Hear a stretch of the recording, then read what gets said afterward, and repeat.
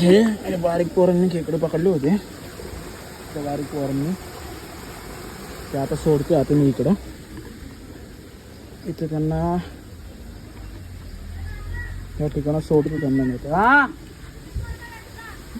अरे मग तुम्हाला न्यायचे तर न्या बाकीचे बारके नका पकडू सोडून दे बारके सोडून दे बारके एवढे पकडले त्यांनी त्यात इथे सोडतोय आपण नाही का इथं सोडून येतो.